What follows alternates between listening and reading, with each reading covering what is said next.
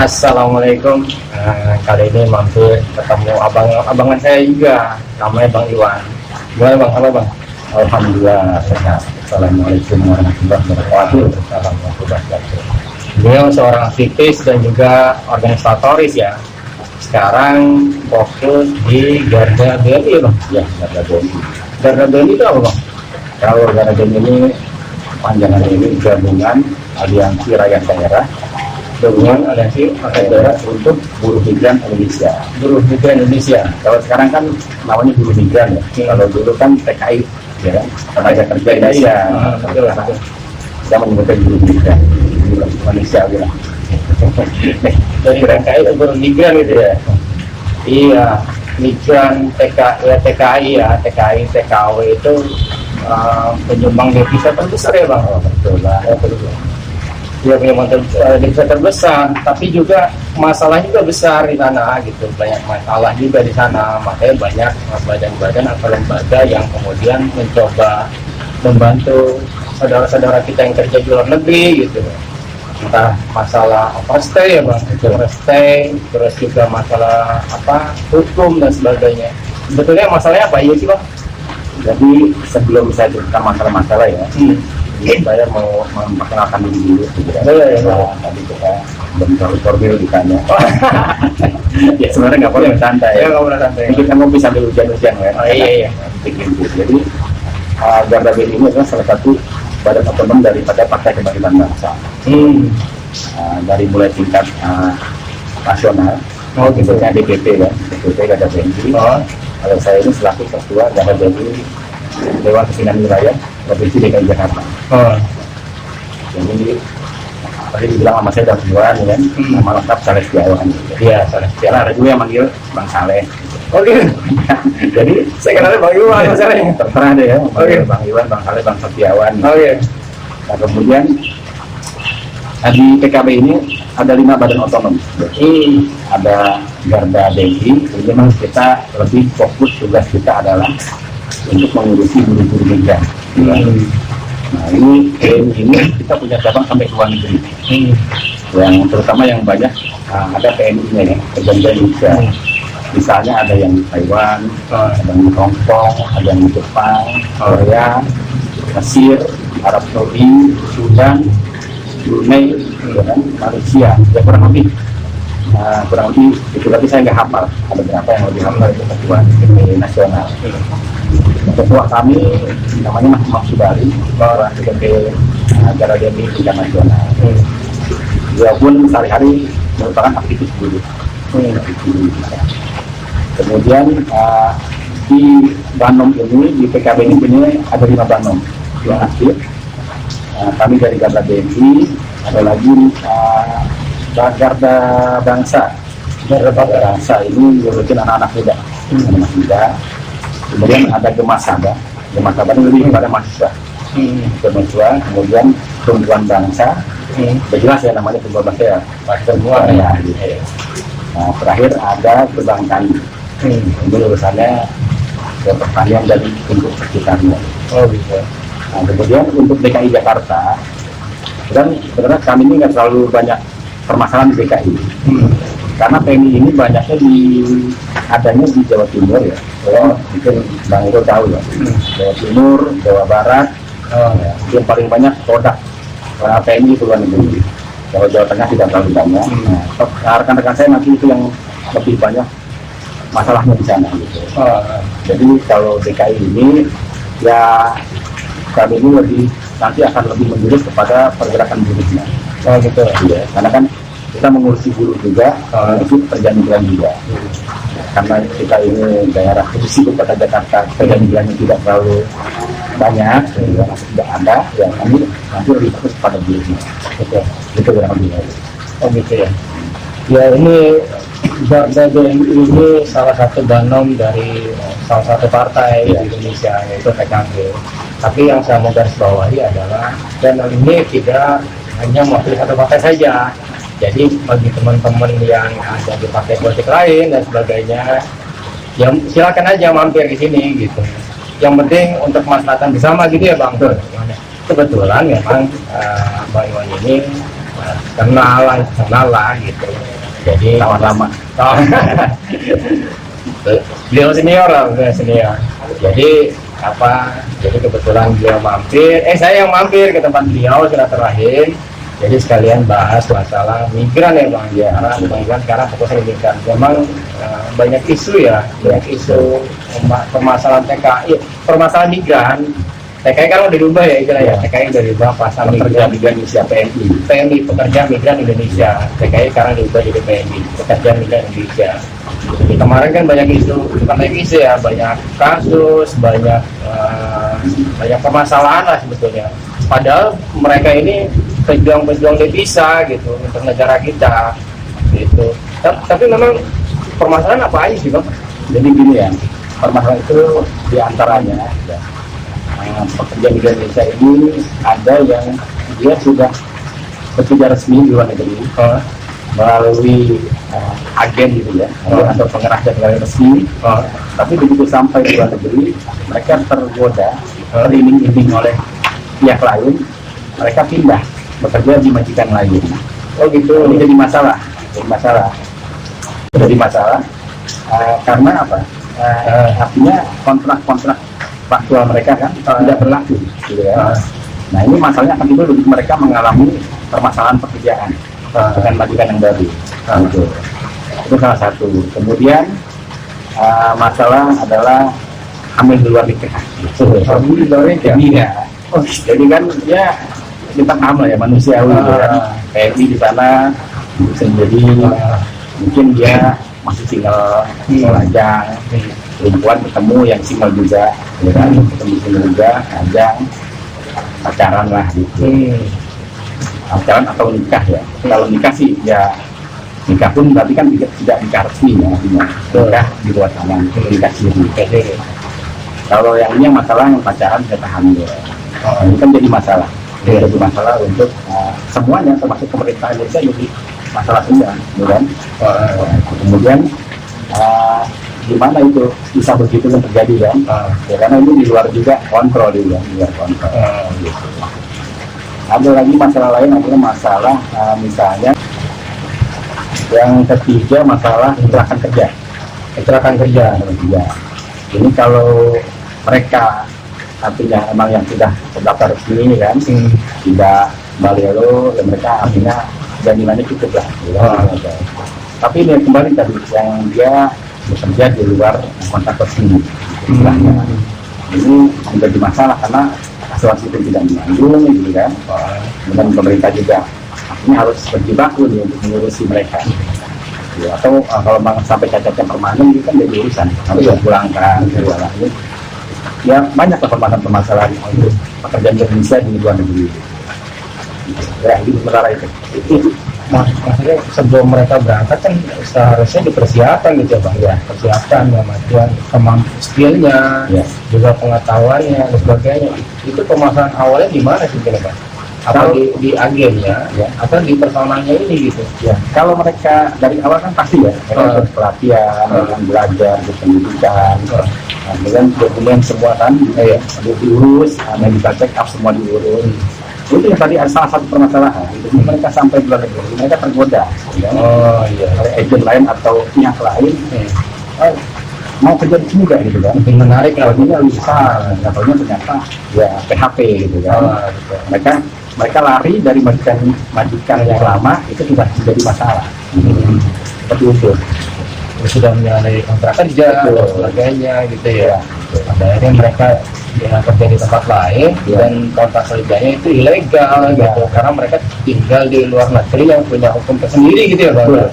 Hukum di negara sendiri, hukum di negara kita sebetulnya ya.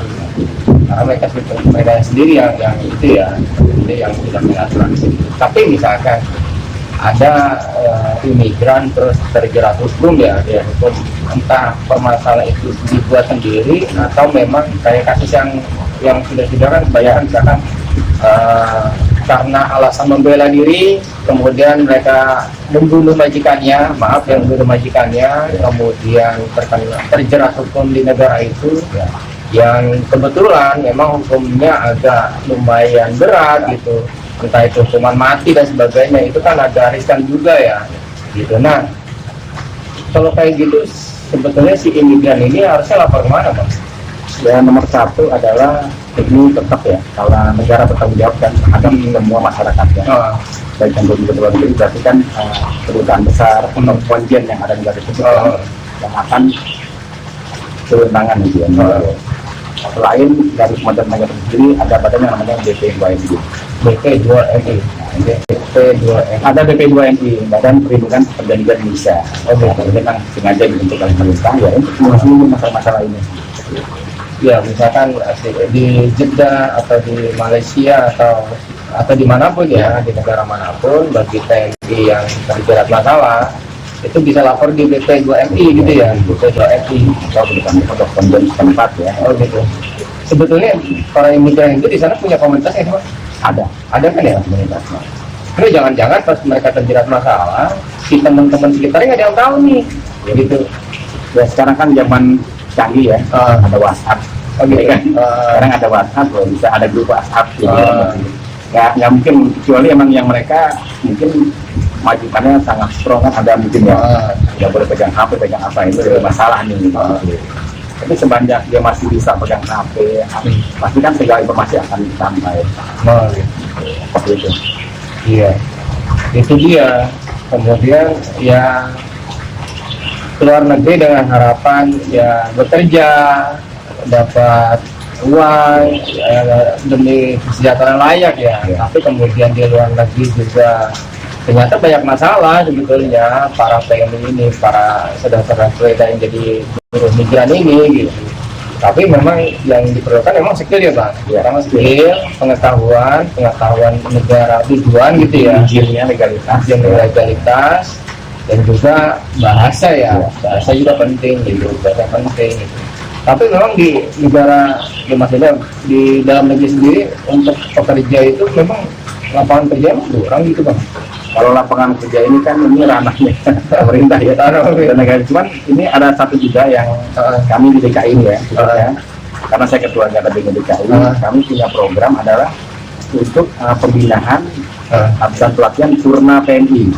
Purna PNI, ya, setelahnya berarti ya. Jadi mantan PNI yang tidak bekerja di luar negeri, kan banyak tuh ya yang kembali ke tanah air. Syukur kalau yang mereka pada saat bekerja bisa menabung, ya, bisa melihat usahanya, dan itu berjalan. Tapi banyak juga kan yang setelah bekerja nggak dapat apa-apa. Iya. Pulang uangnya habis, nggak punya pekerjaan, umur sudah juga cukup, bukan sudah tua, tidak apa. Nah, ini yang kami pikirkan gitu. Jadi kami di DKI ini, insya Allah tahun depan ya, karena tahun ini masih pandemi ini, jadi sudah tidak kami bergerak. Kami mengadakan pelatihan, jadi pelatihan Purna PNI. Jenisnya apa aja? Jenisnya itu adalah entrepreneurship, kewirausahaan ya. Jadi kami latih mereka untuk bisa meningkatkan itu ya, skillnya. Apa yang mereka punya kemampuan, misalnya mereka skillnya di masak-masak ya, kita arahkan nanti ke bisnis kuliner. Mereka mungkin saja ada yang punya pendidikan guru, kita arahkan dia bisa menjadi pengajar gitu. Misalnya juga mereka yang punya skill driver ya, supir, nanti kita arahkan juga mereka untuk ke perusahaan yang masih pendidikan di sini gitu. Khusus yang entrepreneur itu, jadi kami pertama adalah mengenal pelatihan dulu. Pelatihan sasaran kami akan bekerjasama dengan di DKI ini dengan BUMD, Badan Usaha Milik Daerah. BUMD daerah, kami minta disupport dari CSR mereka. Pelatihannya apa? Jadi setelah kita latih, dan kita akan memberikan mereka fasilitas permodalan. Kan kalau dilatih aja nggak ada modal juga nanti nggak jalan gitu ya. Kita coba fasilitasi permodalan, baik itu permodalan dari perbankan atau permodalan dari pihak-pihak lain gitu. Kemudian kita fasilitasi tempatnya, usahanya, atau sekarang kan bisa juga sistem online gitu ya, sistem online. Sekarang kita usaha tidak harus ada tempat, sistem online. Itu ada hariannya lah macam-macam. Kemudian legalitasnya, izin usaha kita bantu urus.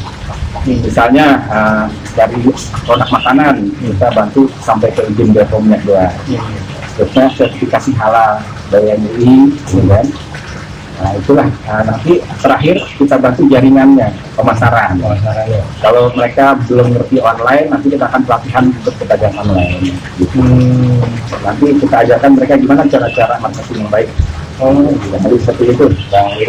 Ya, berarti Garda BNI ini betul-betul ya mungkin tidak 100% ya, Ya. 100%, tapi mereka mencoba mengakomodir dan juga menyalurkan kemampuan dari PMI ini setelah purna gitu ya. Ya. Jangan sampai setelah purna mereka juga pasti nggak punya pensiun ya, karena buruh migran gitu. Kata orang utan bilang sah. Dan jangan sampai ya, jangan sampai, mudah-mudahan tetap sehat buruh migrannya dan juga setelahnya tetap sejahtera gitu. Karena emang tujuan dari kerja kan itu gitu. Ya itu, jadi bagi buruh migran yang setelah purna itu kalau misalkan setelah purna nih Pak, dari Garda BNI sendiri itu gimana caranya ngubungin Garda BNI? Ya kan kita punya data ya, kita punya data dari teman-teman kita yang memang aktif di luar negeri, kan mereka tahu siapa aja yang pulang gitu ya. Atau kita minta juga data dari Bisnas itu juga ada data dari Bisnas, kan semua ngeling. Dan dari ngurus nasional juga pasti punya data semua. Gitu. Jadi kita juga nanti kan akan buka semacam apa ya, brosur, spanduk lah gitu ya. Spanduk yang kita akan sosialkan di media-media sosial bahwa siapa aja purna PNI yang masih belum sejahtera gitu ya. Ya kita ini bukan menjutakan orang gitu kan, merasa masih belum sejahtera tapi sudah purna, boleh menghubungi kita di medsos, pasti kan akan terbaca juga. Di online ya, silakan ketik Garda BNI ya, searching aja Garda BNI bagi teman-teman migran yang akan purna, yang purna dan akan purna. Biar nanti kalau yang kesulitan abis ini mau kemana nih pas saya kerja di luar negeri gitu, Tabungannya habis, asetnya habis atau sakit ya kan. Itu dia. Mudah-mudahan sih enggak gitu ya, tapi ya mudah-mudahan Garda BNI ini bisa sedikit membantu untuk bisa mengarahkan gitu ya. Mungkin tidak 100%, tapi mudah-mudahan bisa sedikit membantu gitu ya Bang. Gitu ya, Garda BNI. Ini nasional Bang. Apanya? Maksudnya ini kan sejak DKI ya, Jakarta. Di Jawa Barat, di Jawa Timur itu ada. Justru Garda BNI ini malah yang lebih aktif ini teman-teman kami yang di daerah basis ya. Ada ya basis. Mungkin saya contohkan sama Jawa Timur ya. Basis itu penyuplai migran terbanyak luar negeri. Gitu. Jawa Timur, Jawa Barat dan Nusa Tenggara Barat. Termasuk itu yang lebih banyak. Gitu. Jawa Tengah tidak terlalu lah ya, tapi Jawa Barat. Gitu. NTB juga ada NTB. Daerah ada tapi tidak banyak lah gitu. Daerah ini yang tiga besar ini. Iya. Tadi saya bilang kalau DKI kita perlu kita perlu kreativitas, ya kan? Karena kita juga pengennya tidak banyak atau bahkan jumlah sangat sedikit. Jadi nanti saya bilang tadi kita mau masuk juga ke buruh. Buruh apa yang kita maksudkan? Buruh ini kan orang yang bekerja untuk mendapatkan penghasilan ya. Ya buruh itu termasuk ojol. Itu teman-teman ojol akan kita rekrut juga. Gitu. Ini kemudian ini kan Pak Irul tahu ya. Ini banyak sekali di Jakarta ini. Mulai ya. Kemudian pembantu rumah tangga. Ini kan banyak ribuan di Jakarta ini pembantu rumah tangga. Kadang-kadang tidak tersentuh. Itu advokasi gitu. Karena kalau kita salah satu itu adalah advokasi. Advokasi pekerja migran atau buruh ya. Kita salah satunya. Pembantu rumah tangga atau orang yang terlupa seperti security yang ada di komplek-komplek ya, atau yang ada di kantor-kantor itu mereka memang dari yayasan, tapi kadang-kadang mereka tidak punya semacam persatuan gitu. Yang kuat gitu kan. Kalau sekarang di pabrik-pabrik ada serikat buruh ya, ada federasi buruh, tapi kalau itu kan mereka tidak dihitung seperti itu. Ini yang proses ini yang coba kita optimalkan, karena tugas Bandung ini kita punya dua fungsi yang itu. Pertama adalah kita memang fokus juga kan buruh dan pekerja di Indonesia. Kedua juga kita memaksimalkan kantong-kantong suara ini. Ini kan jujur aja karena kita pada PKB, kami memaksimalkan kantong suara buruh dan pekerja untuk suara ke PKB. Gitu. Jadi kami punya dua fungsi. Nah, untuk DKI Jakarta, Pak Irul tahu ya, ketua DPW-nya dan dari Haji Yasjolo, untuk sekretarisnya dari Fauzi. Jadi kami ada dua kewajiban kami pada pekerja migran Indonesia, kedua kepada Partai PKB. Iya. Ya itu Garda BM ini dari bawahnya Garda BM ini banom dari salah satu partai yaitu PKB gitu. Yang mudah-mudahan di partai lain pun melakukan hal yang sama gitu Bang ya. Yang penting kan kemaslahatan untuk semua gitu. Cuma kebetulan Bang Iwan ini di banom PKB gitu aja sebetulnya. Dari kebetulan saya kenal sama Iwan gitu. Apakah saya seorang politis? BM aja. Nggak apa-apa kan ya? Nggak apa-apa. Ya, itu juga makanya saya perlu tegaskan bahwa channel ini tidak termasuk salah satu partisan Ya. gitu, karena kenal juga memang memang isu imigran ini sangat sangat sensitif, juga sangat seksi dan juga sangat memang harus diangkat gitu. Dan ini sebenarnya devisanya besar sekali. Besar sekali gitu. Insya Allah akhir tahun ini sudah bisa lagi mulai pengiriman ke luar negeri. Ini pandemi Sudah dibuka kerannya. karena di hidup Sudah dibuka insya Allah. yang mau kerja monggo. Ya. Ini PJTKI setempat. Bukan ditegar tapi ini. Ya asal itu tadi asal persiapan semuanya, legalitasnya, ya dokumennya gitu, mental, skill dan segala macamnya ya. Iya. Pengetahuan itu penting. Jadi jangan asal punya semangat aja gitu. Karena Di sana jangan hanya melihat gaji kan, mungkin ah, gajinya di atas untuk yang di Indonesia, tapi ternyata di sana setelah mengalami nggak nyaman gitu kan, menjadi beban, ada yang laki-laki ada angka bulan dan hari kan. Itu nanti menimbulkan masalah gitu. Padahal pemerintah sudah bagus kan, kita sudah membuat track-tracknya dari awal sampai A sampai Z. Tapi itulah kadang-kadang timbul permasalahan yang kembali kepada orangnya di dalamnya. Seperti itu. ya mungkin secara sistem pemerintah sudah menyiapkan ya, regulasinya sudah menyiapkan secara bagus, secara apik, tapi memang bukan seringnya pada prakteknya ya personal ini yang kemungkinan nggak tahu, kemungkinan juga memang baca regulasi kan terlalu banyak gitu ya. Ya itu yang penting ya, pada akhirnya ngobrol diskusi yang harus dipersiapkan apa sih kalau mau kerja di luar negeri gitu ya. Sama itu. Yang kedua masalah gaji. Kerja di luar negeri mungkin gajinya lebih besar, tapi jangan lupa toolsnya juga berbeda dengan di sini. Berarti kebutuhan hidup di sana pun lebih besar juga gitu ya Bang. Saya kan tinggal di Amerika, gaji sekian 12 juta, tapi sekali makan $20 itu berapa ribu di sini kan? Itu udah 250.000 sendiri sekali makan. Tapi gini ya, ada contoh baik ya. Contoh baik, PMI kita perlu bekerja sambil kuliah. Nah itu Contoh baik. Ini banyak kejadian. Yang di Jepang, ya, yang di Korea, di Taiwan, di Hong Kong, itu banyak yang akhirnya sukses mereka. iya. Dan seorang PMI mereka bisa menangkapkan hak-haknya, kan gitu. Ada yang jadi aktivis juga, Iya. dulu. Betul. Kami itu jadi contoh baiknya ada. Iya.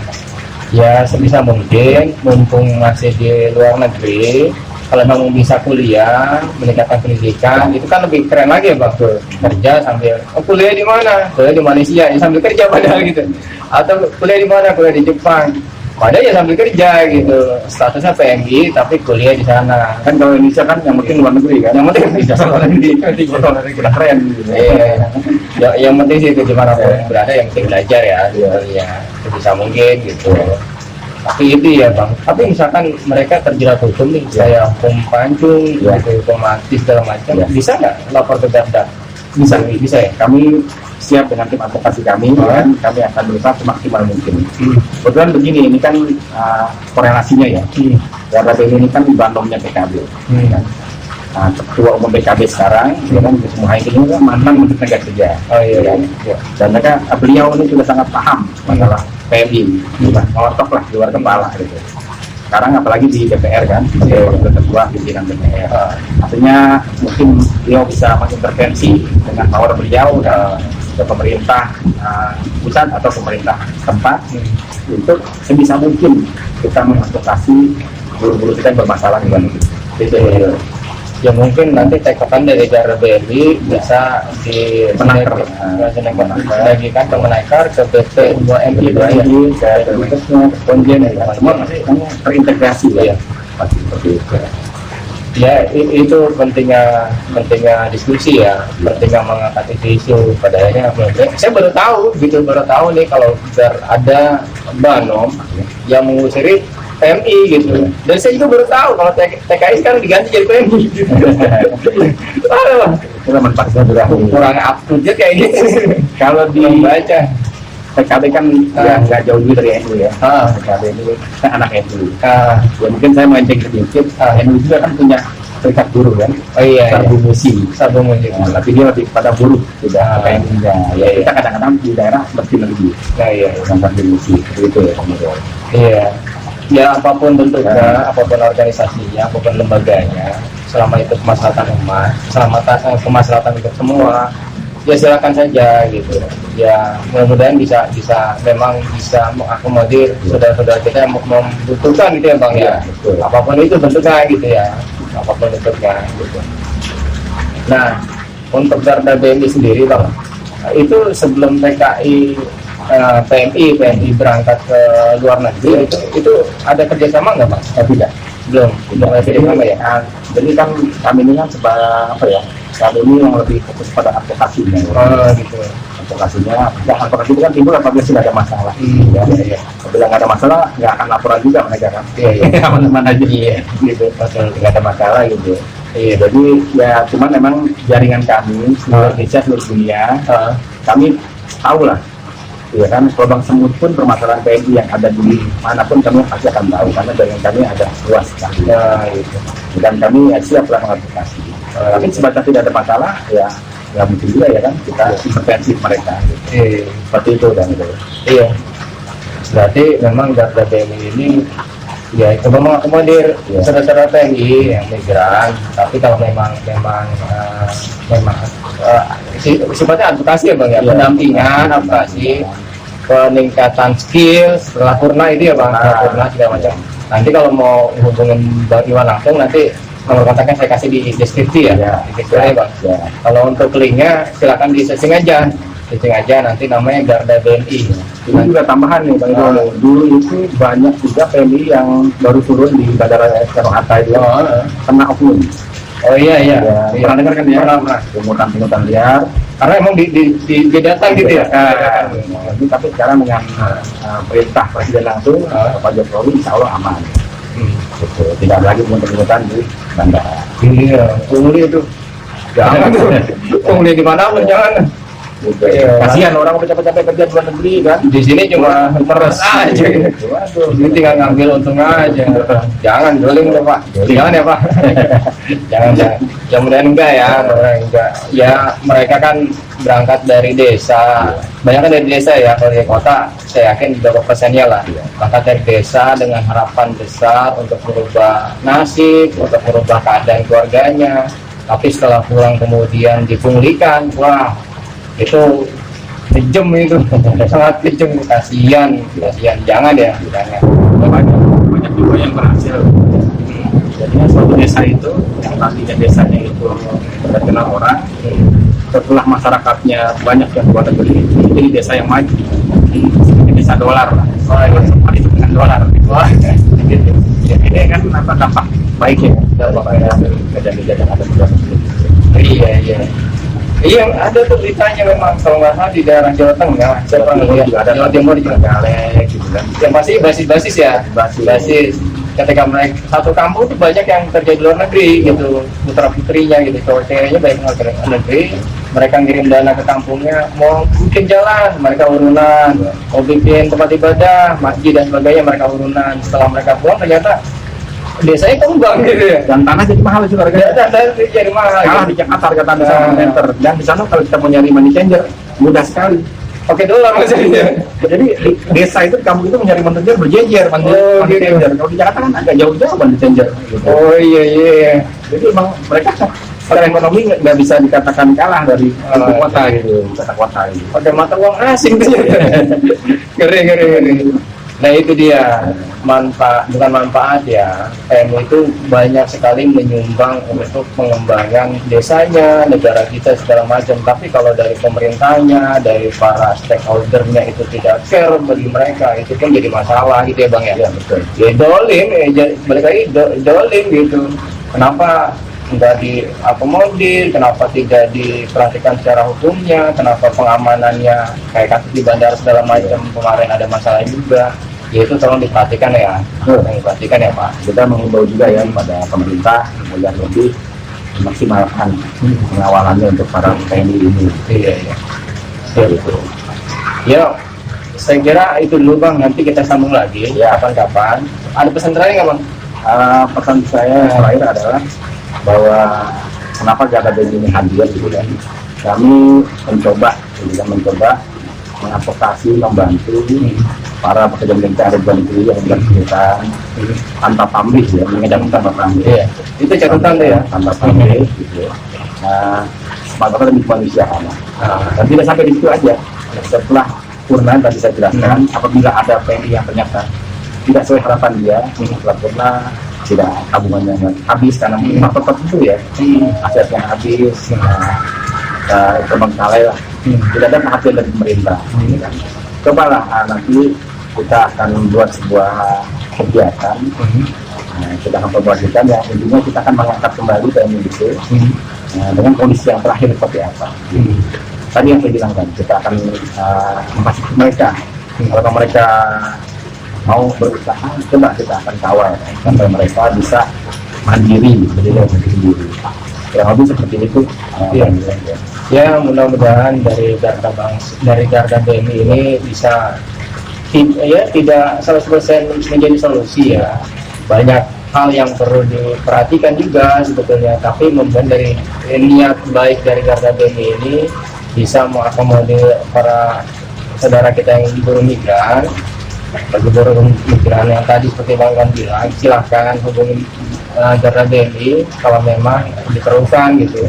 Apapun bentuknya, selama itu permasalahan migran, Garda BNI siap bantu gitu. Itu ya Bang ya Allah. Insya Allah ya.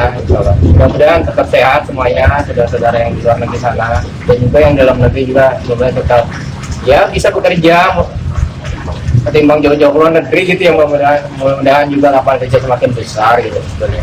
Pandemi juga hampir selesai ya Bang ya. Mudah-mudahan itu sudah mulai dibuka lagi. Silakan cari informasinya, persiapkan secara baik kalau memang mau menjadi buruh migran. Jangan sampai di luar negeri malah nyasar di negeri orang gitu. Mudah-mudahan enggak ya, mudah-mudahan enggak. Nanti link Garda BNI-nya, emailnya kami kasih gitu kan. Nanti saya kasih masukin di deskripsi ya. Sebentar gitu ya Bang ya. Terima kasih. Siap, terima kasih ya. Ya, assalamualaikum. Waalaikumsalam warahmatullahi wabarakatuh.